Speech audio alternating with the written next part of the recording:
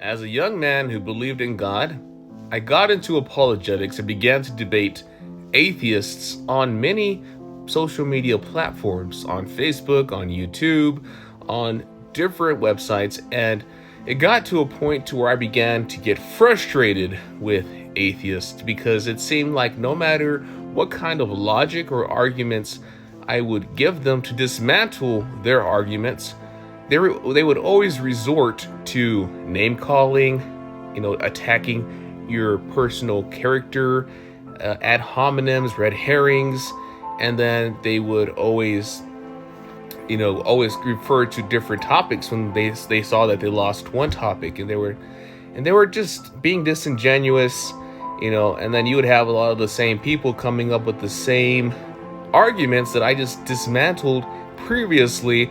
And I was just getting so upset because they would mock Christians, they would mock people who believed in God.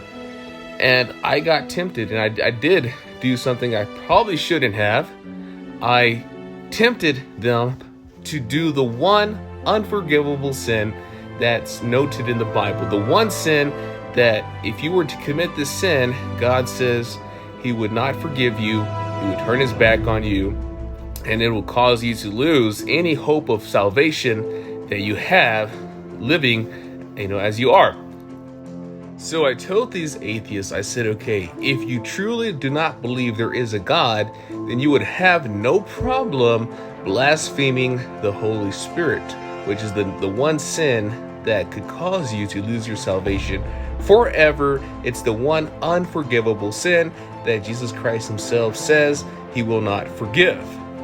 And to my surprise, not a single one of them, I'm talking about a community of thousands of atheists, not a single one of them actually committed that sin. They did not want to do it. So that told me right there that they do, somewhere in the back of their mind, believe that there is a God. And if they were to commit that sin, they would be unable to ever find their way back into God's good grace. Now, luckily, these individuals were not children, because being immature, as many kids are, they might have actually committed the number one unforgivable sin and would have lost their salvation right there. But what I don't understand is if you atheists believe that there is a possibility of God's existence, why do you hate God so much? Why do you put so much blame on God? Why do you brainwash others to not believe in God and to lose their salvation?